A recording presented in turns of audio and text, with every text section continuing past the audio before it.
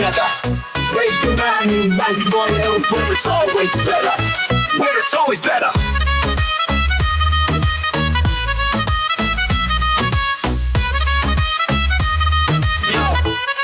Yo, सुबह का सूरज या शाम का रंग, we bring you joy हर जुबान का धन।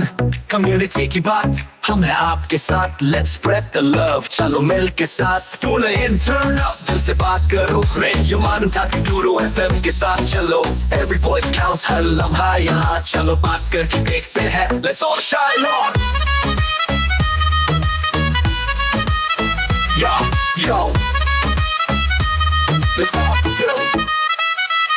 सेहत की बात और dreams to share, Radio Manu 92 FM, we're always there. From unity to joy, we bring the light. Every word, every tune makes everything right. Listen up, it's time to unite. Radio Manu 92 FM, shining bright. Dill se suno, we love and care. चलो बात करके देखते हैं, let's take it there. So come along for the ride. Radio Manu 92 FM, we're by your side. चलो बात करके देखते हैं, your voice, your guide.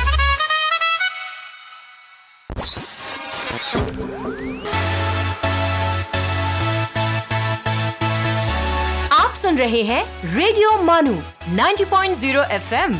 चलो बात करके देखते हैं।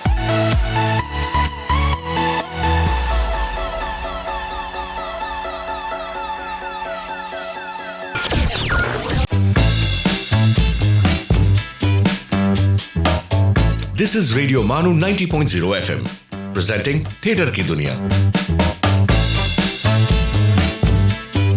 आदाब दोस्तों, मैं मोहम्मद मुजाहिद अली थिएटर की दुनिया में आपका इस्तकबाल करता हूं। थिएटर की दुनिया में हम थिएटर से वाबस्ता शख्सियत को आपके रूबरू पेश करेंगे। इस उन्वान के तहत ड्रामा निगारों, हिदायतकारों, फनकारों, गुलकार, मौसीकार, सेट डिज़ाइनर, पेंटर, मेकअप आर्टिस्टों से आपकी मुलाकात करवाएंगे। आज हम आपकी मुलाकात करवा रहे हैं प्रोफेसर दानिश इकबाल साहब से। प्रोफेसर दानिश इकबाल साहब, थिएटर की दुनिया में आपका इस्तकबाल है। जी बहुत शुक्रिया, नवाजिश। दोस्तों, मैं आपको बताता चलूं कि प्रोफेसर दानिश इकबाल साहब एक मुमताज़ ड्रामा निगार, हिदायतकार और माहिर तालीम भी हैं। उनका कैरियर 3 दहाइयों पर मुश्तमिल है। थिएटर, मास मीडिया और तख्लीकी तहरीर के शोबों में आपकी कसीरुल जहती खिदमात मौजूद हैं। इस वक्त आप जामे मिलिया इस्लामिया के AJK mass communication research centre में सीनियर फैकल्टी मेंबर के तौर पर खिदमात अंजाम दे रहे हैं। एक अरसे तक आप ऑल इंडिया रेडियो से वाबस्ता रहे। आपने BBC, जर्मनी और नेशनल एकेडमी ऑफ ब्रॉडकास्टिंग जैसे इदारों से पेशावराना तरबियत हासिल की। दानिश साहब ने 38 से ज़ायद स्टेज ड्रामों की तहरीर और हिदायतकारी की है, जिनमें कई प्रोडक्शंस को खूब पजीराई हासिल हुई है। इनमें दिल्ली जो एक शहर था, Dara Shikoh, Amrita, a sublime love story, sir Iqbal, कुछ इश्क किया कुछ काम, एंटी नेशनल गालिब, सारा का सारा आसमान और साहिर वगैरह शामिल हैं। आपके स्टेज प्ले 5 से ज़ायद ममालिक में पेश किए जा चुके हैं, जिनमें Edinburgh fringe theatre festival, Dubai, London, Qatar और जर्मनी जैसे ममालिक शामिल हैं। आपको 15 से ज़्यादा बावक़ार अवार्ड से नवाजा गया है, जिनमें लसा कौल अवार्ड, कौमी यकजहती अवार्ड, गांधीयाई फ़लसफ़ी अवार्ड, गालिब अवार्ड और 2020 में लाइफ टाइम अचीवमेंट अवार्ड से भी नवाजा गया है। प्रोफेसर दानिश इकबाल साहब, ये बताइए कि आपका थिएटर का सफ़र कब, कहाँ और कैसे शुरू हुआ? जी, सबसे पहले तो इस तफसीली तारुफ के लिए मैं आपका शुक्रगुजार हूँ, और आपने पूरा नामे अमाल जो है सुना दिया। और मैं सुन रहा था जैसे कोई मुजरिम सुनता है कि भाई क्या क्या आपने गुनाह किए। तो गुनाहों की लंबी फहरिस्त है, और अब आप ये पूछ रहे हैं कि ये शुरुआत इसकी कैसे हुई। तो देखिए, ये तो अ, तालिब इल्मी के दौर में जिस ज़माने में मैं यूनिवर्सिटी में था, तो जी, हमारा एक ड्रामा क्लब हुआ करता था और उसमें हम लोग ड्रामे देखने जाते थे। तो वहाँ पे नेशनल स्कूल ऑफ ड्रामा से भी लोग आते थे अपने ड्रामे लेके, और जो यूनिवर्सिटी के स्टूडेंट्स हैं, वो भी ड्रामा क्लब में ड्रामे पेश किया करते थे। और ज़ाहिर-सी बात है, अलीगढ़ मुस्लिम यूनिवर्सिटी जो है एक ऐसा इदारा है जो मतलब मुस्लिम तहज़ीब से जिसका गहरा ताल्लुक़ है। तो वो ड्रामे जो हैं या तो फिर शेक्सपियर के ड्रामे होते थे या फिर थोड़े से इम्प्रोवाइज़ेशंस होते थे, और वो ज़मींदारी का दौर ख़त्म हो रहा था, हो चुका था, उसके बावजूद वो ड्रामे ऐसे होते थे जिसमें नौकर ज़रूर होता था, मालिक ज़रूर होता था। जैसे मोलियर के ड्रामे होते थे किसी ज़माने में, जो फ्रांस जी, में जो मतलब जी, माहौल था। तो मोलियर का एक ड्रामा है कंजूस, बड़ा मशहूर ड्रामा है, और वो हमेशा दिल्ली में भी खेला जाता था, अलीगढ़ में भी खेला जाता था। तो अब ये है कि जिस ज़माने में मैं स्टूडेंट था, तो मैं तो साइंस का स्टूडेंट था, मैं केमिस्ट्री पढ़ रहा था जी, और अदब से कोई ज़्यादा ताल्लुक़ नहीं था। आज भी बहुत ज़्यादा ताल्लुक़ नहीं है, हम तकरीबन बेअदब लोग हैं। लेकिन ये होती थी दिक्कत स्टूडेंट्स को कि भई वो नए स्क्रिप्ट चाहते थे, हुँ, और ड्रामा लिखा नहीं जा रहा था अलीगढ़ में। ये अजीब-सी बात है कि मतलब हैदराबाद में बहुत अच्छे लिखने वाले मौजूद थे उस ज़माने में, और हुँ, उनकी मौजूदगी का इल्म वहाँ के एएमयू के स्टूडेंट्स को नहीं था। दीगर जगहों पे भी ड्रामा लोग लिख रहे थे, जैसे मुंबई में अच्छे ड्रामे लिखे जा रहे थे, कोलकाता में लिखे जा रहे थे। लेकिन चूँकि ड्रामे छपते नहीं थे, और ड्रामा एक बड़ी चीज़ होती है, तो जो रिसाले उस ज़माने में छपते थे, जैसे शफ़क़ून छपता था, शायर छपता था, और साहित्य अकादमी के पब्लिकेशंस आते थे। तो वो हुँ, ड्रामा नहीं छापते थे, क्योंकि ड्रामा छापेंगे तो 60-70, बल्कि पूरा रिसाला तो ड्रामा ही ले लेगा। जी, जी, तो इस हिसाब से ड्रामों के साथ बहुत ज़ुल्म हुआ, ड्रामा करने वालों के साथ बहुत ज़ुल्म हुआ, कि हैदराबाद में बहुत अच्छे लोग ड्रामे लिख रहे थे। और हैदराबाद क्या, अब ये समझिए कड़प्पा एक जगह है, जी, जो जिसको ज़्यादा लोग नहीं जानते हैं। महबूब नगर और अपना जी, कन्नौज, ऐसी जगहों जी, पे लोग ड्रामे लिख रहे थे। हालाँकि उनके अच्छा, पास रिसोर्सेज़ नहीं थे, ऑडिटोरियम नहीं थे उनके पास, और उनके पास तकनीकी लोग नहीं थे, लेकिन जी, एक अदबी फ़ॉर्मेट के तौर पे ड्रामे लिख रहे थे। लेकिन हुँ, उनके ड्रामों का इल्म नहीं था ड्रामा करने वालों को, और आज भी ये एक खलीज है एक तरह की, कि जो लोग ड्रामे कर रहे हैं, यानी जो एक्टर्स होते हैं, वो बेचारे शौक में करते हैं, और उनके पास वक़्त नहीं होता कि वो अदब की तक रसाई सही, हासिल करें, या लाइब्रेरी जाके किताबें पढ़ें, या फिर ये देखें कि कौन-कौन ड्रामा निगार हैं। तो क्या होता था कि लोग जो तख्लीकी लोग होते थे, अफ़साने लिखते थे, जी, और जब अफ़साने लिखते-लिखते जब होता था कि अब बहुत बड़े हम राइटर हो गए हैं, तो फिर वो नॉवेल की कोशिश करते थे। तो आप हुँ, देखिए मंटो जैसा इंसान, जो उनसे ज़्यादा तख्लीकी इंसान आप कहाँ से लाएँगे? वो अफ़साने ही लिखते गए, वो नॉवेल तक नहीं पहुँच पाए। जी, तो ऐसे बहुत से राइटर्स हैं जो नहीं पहुँच पाए। तो एक ड्रामा एक बीच की फ़ॉर्मेट होता था, और आम तौर से जब लोग अफ़साने लिखते थे, तो फिर उन्हें जी चाहता था कि चलिए ड्रामा भी लिखते हैं। और इसमें देखिए, मैं ये कहना चाहूँगा कि रेडियो का बहुत बड़ा कंट्रीब्यूशन है, कि स्टेज पे हालाँकि पारसी थिएटर के बाद और इप्टा में जो ड्रामे होते थे, वो तो देखिए एक उनकी आइडियोलॉजी थी, एक मकसद था, उसके लिए किए जाते थे। तो अदब बराए अदब के तौर पे ड्रामा बराए ड्रामा नहीं हो रहा था। ना हैदराबाद में हो रहा था, ना कलकत्ता में हो रहा था, बम्बई में पृथ्वी थिएटर में लोग ड्रामे करते थे, देखते थे। तो ये जी, एक कमी थी, मतलब कि स्क्रिप्ट्स नहीं थे। जी, तो मैं अक्सर लाइब्रेरी में पाया जाता था, तो मैं अपने साथियों के मुकाबले में मुझे पढ़ा-लिखा आदमी समझा जाता था। तो जी, कि ये सच नहीं था, बहुत ज़्यादा जी, अच्छी बात तो नहीं थे, लेकिन फिर भी हमारे साथी और गए गुज़रे थे बेचारे।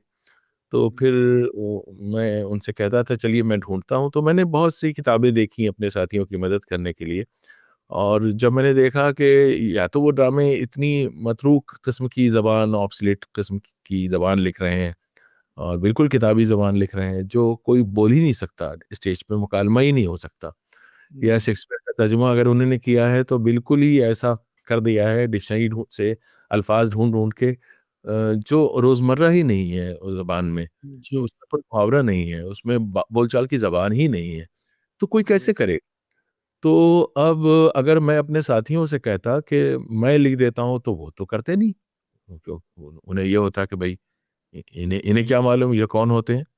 जी, तो मैंने थोड़ी सी चीटिंग ये की कि मैंने अपनी तरफ से कुछ स्क्रिप्ट जो है इम्प्रोवाइज करके दे दी, और मैंने कहा ये मतलब लाइब्रेरी में मुझे जी, मिली, तो जी। मैंने फिर ये नोट कर लिया। अच्छा, उस अच्छा, वक़्त में फ़ोटोकॉपी जी, तो होती थी उस ज़माने में, जी, जी, नहीं, और टाइपिंग भी नहीं होती थी, तो हाथ से लिख के मैं दे दिया करता था। जी, तो अब उस बीच में ये होता था कि कई जगह थीम्स आती थी, जैसे यूथ फेस्टिवल है, तो जी, वो वहाँ से आ जाता था, इस थीम पे ड्रामा चाहिए। तो हुँ, जो हुकूमत की मतलब प्रायोरिटीज़ होती हैं सरकार की, तो उसे जी, प्रमोट करने के लिए इस तरह की थीम्स दे दी जाती थी, और हुँ, फिर उसमें इनामात होते थे। जी, तो वो सारी चीज़ें किताबी ड्रामों में तो मिलेंगी नहीं, जी, ड्रामा करने वालों को। तो इस तरह से मैंने मतलब जिसे कहना चाहिए इम्प्रोवाइज़ेशन किया। तो जैसे वो होता है ना, आपकी साइकिल पंक्चर हो जाए तो एक मिस्त्री होता है, तो जी, वो जो है ठीक कर देता है। तो मैं इसको ठीक कर दिया करता था किसी अच्छा, किसी की तरह से। आप सुन रहे हैं थिएटर की दुनिया, रेडियो मानो 90.0 एफएम का theatre show.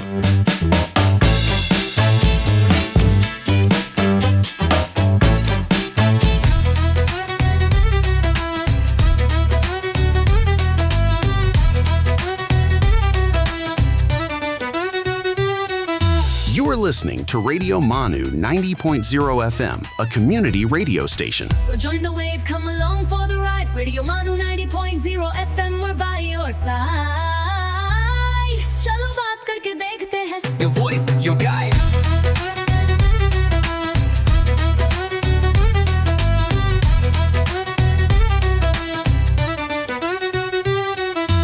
This audio has been generated through AI. Let's listen to History's Mysteries.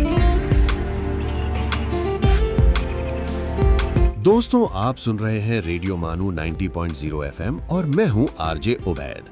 खैर मकदम है आप सबका हमारे खास प्रोग्राम हिस्ट्रीज मिस्ट्रीज में, जहां हम जानते हैं दुनिया की मशहूर इन्वेंशंस और डिस्कवरीज की दिलचस्प कहानियां और उन अहम हिस्टोरिकल इवेंट्स के बारे में जिन्होंने ना सिर्फ तारीख का रुख बदल दिया बल्कि पूरी दुनिया की सोच, साइंस एंड टेक्नोलॉजी और तहजीब को एक नई दिशा दी। दोस्तों, आज का हमारा मौजू है आर्टिफिशियल सैटेलाइट, एक ऐसी इन्वेंशन जिसने कम्युनिकेशन, वेदर फोरकास्टिंग, नेविगेशन और स्पेस रिसर्च की दुनिया ही बदल दी।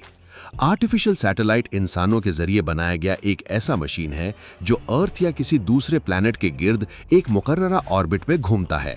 इसका इस्तेमाल communication, weather forecasting, navigation, scientific research और अर्थ ऑब्जर्वेशन जैसे कई अहम कामों के लिए किया जाता है। लेकिन सवाल यह है कि आर्टिफिशियल सैटेलाइट बनाने का ख्याल कैसे आया? 20th सेंचुरी के शुरू में साइंटिस्ट्स ने सोचा कि अगर कोई मशीन अर्थ के गिर्द लगातार घूम सके तो वो स्पेस से तस्वीरें भेज सकती है, वेदर की जानकारी दे सकती है और दुनिया भर में सिग्नल्स पहुंचा सकती है। इस ख्याल को हकीकत बनाया सर्गेई कोरोलीव और उनकी टीम ने। फिर 4 अक्टूबर 1957 को उस वक्त के सोवियत यूनियन ने दुनिया का पहला आर्टिफिशियल सैटेलाइट स्पुतनिक 1 कामयाबी के साथ लॉन्च किया। ये सैटेलाइट 58 सेंटीमीटर का था और इसका वजन करीब 83.6 किलोग्राम था। इसने रेडियो सिग्नल्स भेजकर यह साबित कर दिया कि इंसान स्पेस में सैटेलाइट भेज सकता है।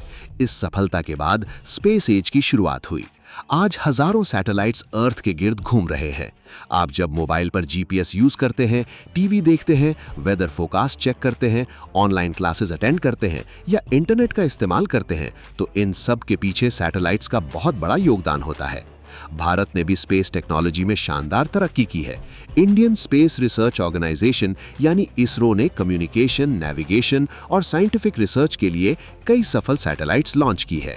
आज Bharat space science and technology के मैदान में दुनिया की अग्रणी शक्तियों में अपनी मजबूत पहचान बना चुका है। तो दोस्तों, आर्टिफिशियल सैटेलाइट सिर्फ एक मशीन नहीं बल्कि मॉडर्न दुनिया को जोड़ने वाला एक अनमोल इन्वेंशन है। दोस्तों, आज के हिस्ट्रीज मिस्ट्रीज में फिलहाल इतना ही। अपने मेजबान आरजे उबैद को दीजिए इजाजत। आपसे फिर जल्द ही मुलाकात होगी। तब तक के लिए सुनते रहिए रेडियो मानू 90.0 एफएम। चलो बात करके देखते हैं।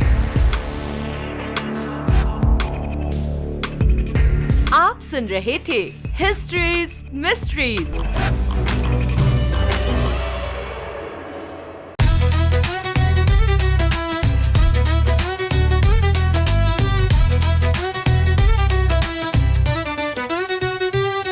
For sales, marketing and brand promotions, write to us on Radio Manu at manu.edu.in.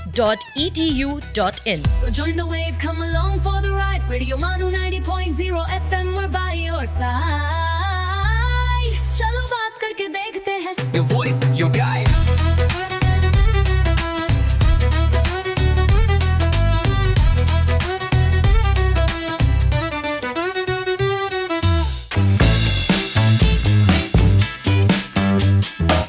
आप सुन रहे हैं थिएटर की दुनिया, रेडियो मानू 90.0 एफएम का थिएटर शो। तो आपने पहले फुल फ्लेज स्क्रिप्ट कब लिखी अपने? मेरी पहली फुल फ्लेज स्क्रिप्ट जो है दारा शिको है, जो फरमाइश पे लिखी। अगेन ये फरमाइश पे लिखी गई क्योंकि मैं उस ज़माने में कश्मीर में पोस्टेड था और बहुत बुरे हालात थे कश्मीर के। वहाँ पे बहुत ज़्यादा मतलब तकरीबन जंग चल रही थी। मिलिटेंसी अपने पीक पे थी और हिंदुस्तान पाकिस्तान के दरमियान भी मतलब रोज़ाना बॉर्डर पे रहती थी फायरिंग और बमबारी। तो मैं वहाँ पोस्टेड था। बात करें कौन से ईयर की? हैदराबाद से जब मैं गया हूँ 93 में मैं हैदराबाद से गया हूँ। मैं दिल्ली गया तो दिल्ली से मुझे हैदराबाद भेज दिया जाता था एक महीने के लिए, क्योंकि वहाँ पे हालात ऐसे थे कि लोकल स्टाफ काम नहीं कर सकता था। तो उस दौर में मतलब मेरी मुलाकात हुई हिंदुस्तानी थिएटर में मदद करते थे के कोहली साहब, और जिन्होंने इसमें गर्म हवा में भी मदद की थी। और जो बेगम जैदी का हिंदुस्तानी थिएटर होता था जिसमें अभी तनवीर काम करते थे, जिसमें एम एस सत्यू काम करते थे, तो उसमें वो भी एक मुआविन के तौर पे, एक्टर के तौर पे या मतलब बैक स्टेज काम करते थे। उनका नाम था के कोहली और उनके भाई ओपी कोहली भी थिएटर के मशहूर मतलब इंसान थे, अच्छे एक्टर थे। शीला भाटिया का आपने ज़रूर नाम सुना होगा। आज़ादी के बाद पहली मर्तबा गालिब को स्टेज पे लाने का सेहरा उनके सर जाता है। और तो शीला भाटिया का ग्रुप था जो कि म्यूजिकल थिएटर करता था, तो गोली साहब के लोगों के साथ काम करते थे। तो जब मुझसे मुलाकात हुई तो फिर उन्होंने अफसोस जाहिर किया कि अब लोग नहीं हैं, और फिर उन्होंने एक बात ये भी कही कि मुग़ल दौर की जो इश्क़िया कहानियाँ हैं, सलीम अनारकली, इस तरह की तो चीज़ें होती हैं जो सचमुच के किरदार हैं जिनका बहुत बड़ा कंट्रीब्यूशन है। जैसे कि उन्होंने मिसाल दी जैसे कि दारा शिको, तो उन पे राइटर्स ने तवज्जो नहीं दी। तो मैंने उनसे कहा आप अगर कह रहे हैं तो मैं कर दूंगा आपके लिए। तो उन्होंने कहा अरे ज़रूर दानी साहब ज़रूर। तो उनकी फरमाइश पे मैंने मतलब वहाँ बैठ के श्रीनगर में, क्योंकि और कोई काम नहीं था और लाइब्रेरी खाली थी, सारी किताबें मौजूद थी। तो मैंने पहला मतलब ड्रामा जो है स्टूडेंट डेज के बाद, स्टूडेंट डेज में भी मैंने पूरे फुल फ्लेज ड्रामे लिखे, लेकिन वो ज़्यादातर क्या होता है आप जानते हैं स्टूडेंट डेज में कॉमेडीज बच्चे पसंद करते हैं। और सीरियस मौजू हो तो ना तो एक्टर्स मोटिवेट हो पाते हैं ना उनकी इतनी अक्ल होती। तो मैंने मैं फ़लसफ़े का जब तालिब इल्म हो गया तो मैंने सुक़रात पे भी और अरस्तू पे भी ड्रामे लिखने की कोशिश की। अफ़लातून की एक बहुत मशहूर वो है एलिगरी ऑफ केव, और बहुत खूबसूरत चीज़ है वो। उसका ये है कि एक गार के अंदर लोग रहते हैं और गार की दीवार पे बाहर जो मंज़र होता है उसकी तस्वीरें नज़र आती हैं, तस्वीरें नहीं परछाइयाँ नज़र आती हैं। तो वो उन परछाइयों को ही हकीकत समझ लेते हैं। तो बहुत फ़लसफ़ियाना मतलब नुक्ता है ये, और ये अफ़लातून का अपना मतलब क्रिएटिव वर्क है। तो मैं चाहता था कि उसे मैं स्टेज पे पेश कर पाऊँ, लेकिन वो इतना बड़ा फ़लसफ़ा था कि ना तो दौर के हमारे हम उम्र और मासिर अदाकारों की समझ में आया, ना उस ज़माने में मुझे कोई इतना पढ़ा लिखा डायरेक्टर मिला जो अफ़लातून को स्टेज पे ला सके। आज तक प्लेटो का कोई जी, तहरीर मैंने स्टेज पे नहीं देखी। जी। आपने दारा शिकोह की बात की, तो इसमें कितने कैरेक्टर्स थे और ये एक क्या काफ़ी देखिए काफ़ी बड़ा ड्रामा था और इसमें चूँकि शाही माहौल था, वो शहज़ादे थे और वलीअहद थे और सबसे बड़ा चैलेंज ये था कि शाहजहाँ का दौर था और वो शाहजहाँ जिसने लाल किला बनवाया, जिसने ताजमहल बनवाया और जिसने जी, जो है अमन बुर्ज बनवाया और जिसने मतलब बेहतरीन उस उन शाहजहाँ के दौर में जो मुसव्वरी थी और जो खत्ताती थी और जो कालीन बाफ़ी थी और जिस तरह से मतलब सारी चीज़ें वो उस पे थी, बिल्कुल मिराज पे पहुँची हुई थी। तो अब उसका अगर शहज़ादा है और वली-अहद है, तो बहुत शानदार ड्रामा होना चाहिए। तो एक तो जी, चैलेंज ये था। दूसरा ये कि मैं ये नहीं चाहता था कि भई उनको वो सूफ़ी आदमी थे, लारा शिकोह। तो जी, मैंने कोहली साहब को तसव्वुफ़ में दिलचस्पी थी और वो मुरीद भी थे मतलब पंजाब में सूफ़ी बुज़ुर्गों से उनका बहुत पुराना ख़ानदानी ताल्लुक़ था। तो मैंने उनसे कहा ऐसा करते हैं कि इसको एक सूफ़ी पैराहन में मतलब हम पेश करते हैं। यानी ड्रामा अगर हम महल से शुरू करें तो हमें महल दिखाना पड़ेगा जो कि हमारे लिए बहुत मुश्किल है, बहुत खर्चा हो जाएगा और जी, वो शान-ओ-शौकत हम कहाँ से लाएँगे? तो मैंने कहा ऐसा करते हैं कि इसको ख़ानक़ाहों से ही शुरू करके ख़ानक़ाहों में ख़त्म कर देते हैं। जी, और एक तो नतीजे में हमारा ड्रामा एक ख़ानक़ाह से शुरू होता है हुँ, और जहाँ पे मतलब वो एक छुप के आते हैं। दारा-ए-शिकोह जो हैं वो मिलने जाते थे सूफ़ी बुज़ुर्गों से और जी, वो ये नहीं चाहते थे कि वो समझा जाए कि एक शहज़ादा आया है। तो वो आम इंसान की तरह से मतलब शाल लपेट के चादर में छुप के जाते थे। तो हमारे ड्रामे में यही हुआ कि जी, हमने खानकाह दिखाई, सूफ़ी लोगों को दिखाया और जी, सूफ़ी लोगों को दिखाया, उसमें जो है एक किरदार जो है शाही माहौल का आता है और वहाँ पे औरतें जमा हैं, मर्द जमा हैं, वहाँ पे उसे एक लड़की देख लेती है और वो पहचान लेती कि ये तो जी, शहज़ादा है। तो ये इस अंदाज़ से हमने रखा और जी, कहानी का पूरा तसलसल जो है वो एक सीन है सिर्फ़ जो रोशन आरा और जहाँ आरा के दरमियान है। जब शाहजहाँ बहुत बीमार है और आखिरी वक्त है और ये दोनों बहनें जो हैं दोनों अलग-अलग भाइयों की हिमायत और तरफदारी कर रही हैं।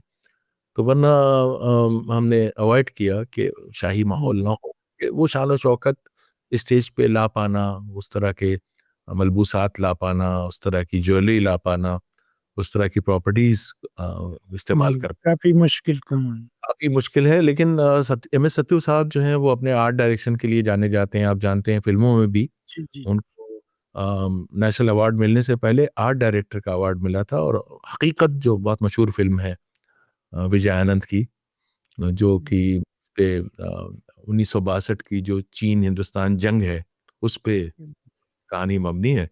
तो उन्होंने उसका भी आर्ट डायरेक्शन किया था। तो इसमें इस ड्रामे में उनका सेट बहुत खूबसूरत था, कॉस्ट्यूम बहुत खूबसूरत थे और वो आर्टिस्ट बहुत अच्छे हैं। तो उन्होंने क्या किया था हर किरदार का स्केच बनाया था हाथ से कि उसकी कि उनका ताज कैसे होगा, उनका पगड़ी कैसे होगी, उनकी दाढ़ी कैसे होगी। और आप समझते हैं कि भई एक किरदार को बनाने के लिए जूते से लेके, लिबास से लेके, दाढ़ी से लेके, पगड़ी से लेके मुगल दौर जी, की ज्वेलरी, तो कॉस्ट्यूम डिज़ाइनिंग बहुत बड़ा चैलेंज था। जी, वो सब उनकी वजह से हो पाया। बहुत बहुत पसंद किया गया ये drama. You are listening to Theatre की दुनिया, Radio Manu 90.0 FM show on theatre.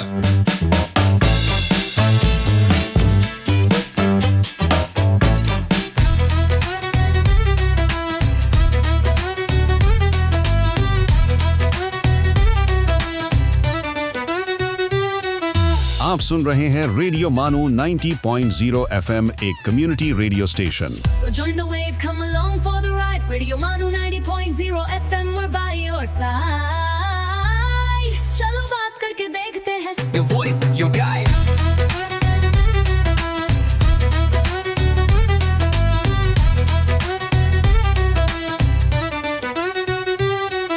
This audio has been generated through AI.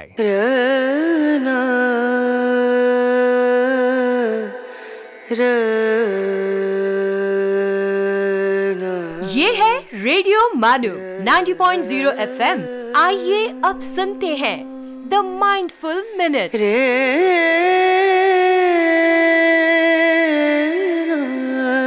रिश्ते निभाने का ज़र्फ ना हो तो रिश्ते बनाने से परहेज करें। मशहूर Kaul.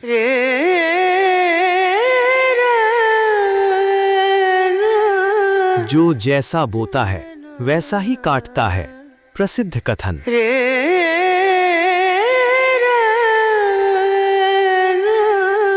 Start writing no matter what. The water does not flow until the faucet is turned on. Louis L'Amour.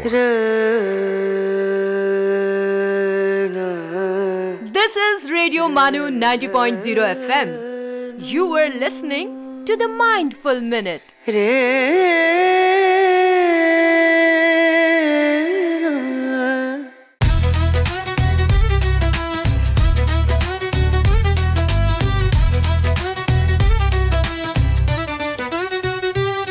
Sales, marketing और ब्रांड प्रमोशंस के लिए हमसे राब्ता करें radiomanu@manu.edu.in पर। So join the wave, come along for the ride. Radio Manu 90.0 FM, we're by your side. चलो बात करके देखते हैं। Your voice, your guide.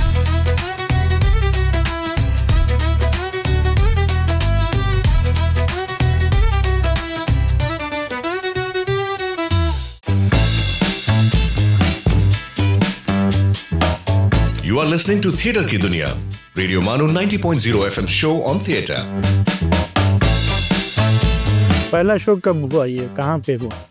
ये पहला शो इसका दिल्ली में हुआ और फिर ये पूरे हिंदुस्तान में किया गया। जी। बहुत कम ऐसे शहर होंगे जहाँ पे ये ना हुआ हो। जी। तकरीबन हर जगह इसको सत्तू साहब और कोहली साहब वगैरह ये लोग लेके गए। जी। तो ये एक अच्छा ड्रामा था और अभी भी उसे पसंद किया जाता है। हालांकि अभी हाल में उनका इंतकाल हो गया, हमारे कोहली साहब का। सत्तू साहब तो हयात थे लेकिन वो काफ़ी बुजुर्ग हो चुके हैं और अब ये ड्रामा काफ़ी दिन से नहीं हुआ। जी। आखिरी बार ये जामिया में हुआ था, कितने 5 साल शायद। जी। साल पहले। जी।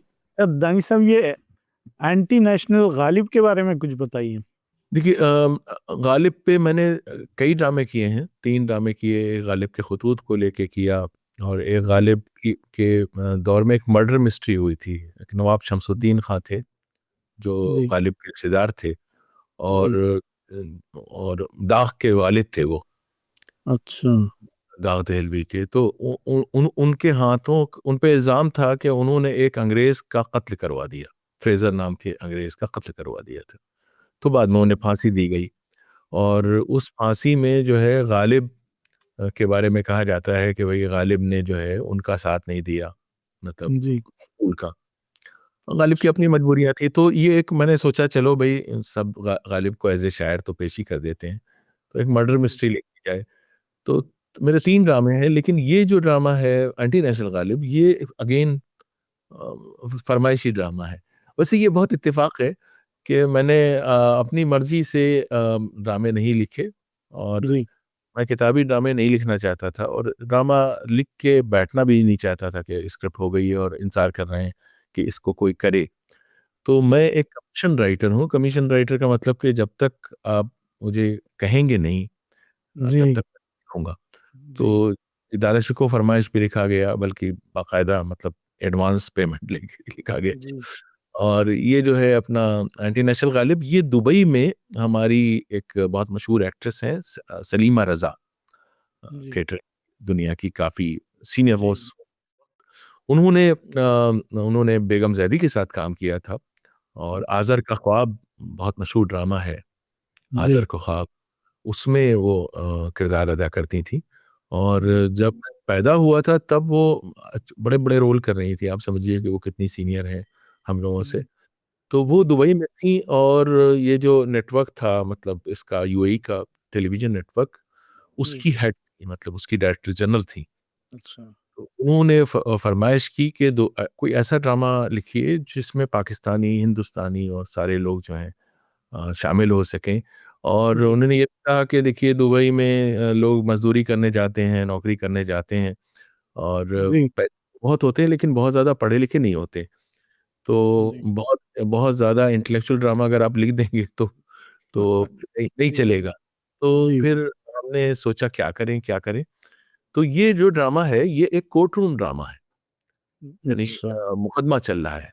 जी, की कहानी ये है कि किसी फ़िल्म में गालिब की एक ग़ज़ल ले ली गई, ठीक है? जी, तो फ़िल्म वाले के जो प्रोड्यूसर था, उसका जो दुश्मन प्रोड्यूसर था, उसने जी, फ़िल्म को रोकने के लिए आजकल होता है ना कोई मुकदमा कर देता जी, जी, है ताकि उसको ब्लैकमेल करके पैसे लिए जाएँ। तो वो उस ग़ज़ल को बुनियाद बना के जी, मुकदमा कर देते हैं। और वो ग़ज़ल जो जिस पे एतराज़ करते हैं, वो है कि इब्न मरियम हुआ करे कोई, अच्छा। तो अब वो कहते हैं कि इससे जो है मतलब ईसाइयों के जज़्बात मजरूह हो गए, ठीक है? और जी, जिसमें लाखों बरस की हों हूरें, ऐसी जन्नत का क्या करे कोई। तो जो जो मुकदमा करते हैं वो कहते हैं इससे मुसलमानों के भी जज़्बात मजरूह हो गए, ठीक है? तो जिन्होंने मुकदमा किया था उनका नाम चरण दास था।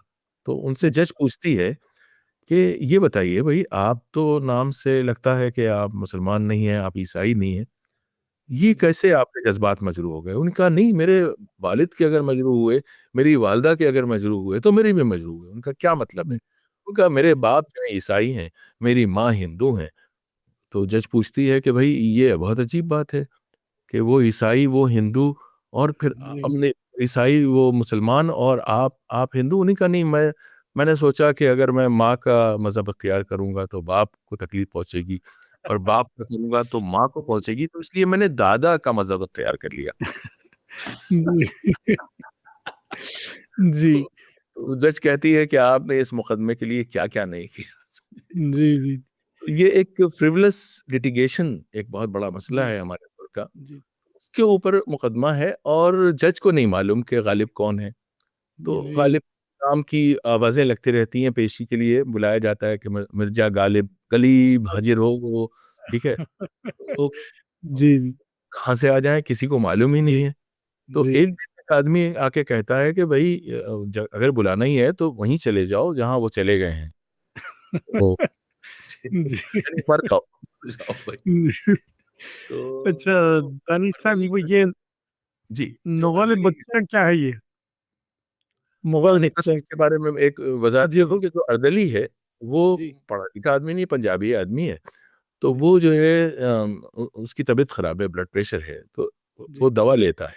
तो एक दिन जो है वो पता नहीं दवा के असर में या मतलब सचमुच उस पे गालिब की रूह आ जाती है। वो आके कटहरे में कहता है कि इतने दिन से आप उन्हें बुला रहे हैं, मैं हूँ गालिब, बताइए क्या इल्ज़ाम है? जी, तो पूरा मुकदमा चलता है, ठीक है? अच्छा, और आखिर तक जो है वो सारे इल्ज़ाम लगाए जाते हैं। इसमें आप ये समझिए कि इस उसमें फ़ॉर्मेट में हमने जी, उनकी पूरी बायोग्राफ़ी जो है कोर्ट में पेश की, मुकदमा पेश किया। तो जी, अच्छा क्रिएटिव ड्रामा है और ये जी, अभी खेला जा रहा है, दिल्ली में होता रहता है। अभी दुबई में इसका बहुत अच्छा शो किया। अ जी, दुबई में रहने वाले हिंदुस्तानियों, पाकिस्तानियों ने मिल के और इसका नाम उन्हें बदलना पड़ा वहाँ पे। वो एंटी नेशनल से वहाँ की हुकूमत जो है थोड़ा-सा घबरा गई, तो तमाशा मेरे आगे। अच्छा, हालाँकि मैंने इसका अच्छा, असली नाम जो रखा था वो ये है कि वो कुछ और रखा था। ये हमारे जो डायरेक्टर थे उन्होंने एंटी नेशनल गालिब कर दिया। हाँ जी, आपका सवाल कुछ था मैं भूल गया। जी। जी, नहीं ये मुगल बच्चा क्या है? मुग़ल बच्चा हाँ, ये मुग़ल बच्चा ये है देखिए कि इस्मत चुग़ताई के जब 100 साल पूरे हुए तो यहाँ की जो अकेडमी है उसने कहा कि भई ये भी फ़रमाइशी वो है कि कोई ऐसा ड्रामा कीजिए जिससे उनको जो है खराज अक़ीदत पेश किया जा सके। जी, जी, आप जानते हैं कि उन्होंने ड्रामे तो लिखे हैं इस्मत जी, चुग़ताई ने, लेकिन वो ड्रामे होते रहते हैं जैसे चौथी का जोड़ा और कुछ और ड्रामे हैं जो काफ़ी पुराने हो गए हैं और अब जी, कनेक्ट नहीं करते। तो उनकी एक कहानी है मुग़ल बच्चा। अच्छा, उस कहानी में ये है कि एक खातून है, एक लड़की है जो बहुत खूबसूरत है, बहुत गोरी है। उसकी शादी एक बहुत ही काले लड़के से हो जाती। तो जब वो आता है तो औरतें मज़ाक उड़ाती हैं उसका कि ये जो है शब तारीख कहाँ से आ गई। तो वो हर्ट हो जाता है और फिर वो दुल्हन से बदतमीज़ी ये करता है आके दुल्हन को कहा जाता है कि भई आप घूँघट नहीं उठाना है आपको। वो आके अच्छा, कहता है कि गोरी बीबी नाम है दुल्हन का, गोरी बीबी घूँघट उठाओ। वो घूंघट नहीं उठाती हैं। तो वो वॉकआउट कर जाता है और फिर पूरी जिंदगी मतलब वो बीच में दो सारे खानदान वाले समझा बुझा के लाते हैं, उसके बावजूद दोनों की ईगो है और वो मरते मर जाते हैं और ये मरती मर जाती हैं। ये भी इनकी भी ईगो है, ये भी मतलब वो हैं मुग़ल हैं और मुग़ल बच्चा जो है वो ज़िद्दी आदमी है। तो गालिब का एक बहुत मशहूर जुमला है, आपको याद होगा, उन्हीं ने एक ख़त में लिखा है कि मुग़ल बच्चे जिस पे मरते हैं उसे मार रखते हैं। जी। तो मुग़ल बच्चे का मतलब अब यहाँ नॉर्थ में तो मुग़ल बच्चे का कोई मतलब ही नहीं समझता है, हैदराबाद में समझा जा सकता है। बच्चे का मतलब लड़के। जी, तो जी। जो मुग़ल एडोलेसेंट्स हैं जी। वो काफ़ी नखरीले होते थे, काफ़ी जक्की। जी। तो वो एक किरदार है मुग़ल बच्चा, जो हमने मतलब उनकी जब 100 साल उनके हुए, जी। सेंटेनरी हुई, तो ये हाँ, इस पे ये है, ये अभी सिडनी में भी पेश किया गया, ये मुग़ल अच्छा। बच्चा। जी। सबा ज़ैदी हमारी बहुत मशहूर थिएटर पर्सन है, जी। का ड्रामा की पास आउट हैं और दूरदर्शन में बहुत अहम, बहुत मशहूर उन्होंने किए थे, जी। जब हम स्टूडेंट थे। तो मेरे लिए जी। बड़े एज़ाज़ की बात है कि उन्होंने ये ड्रामा जो है सिडनी में पेश किया जी। और ये वहाँ पे टिकेटेड वे में, हाउसफुल वे में हुआ। जी। दोस्तों, ये थे प्रोफेसर दानिश इकबाल साहब, जो थिएटर की दुनिया की अपनी मसरूफियत के बारे में आपको आगाह कर रहे थे। आज के लिए फिलहाल इतना ही। आदाब। You are listening to theatre की दुनिया, रेडियो मानू 90.0 FM's शो ऑन थिएटर।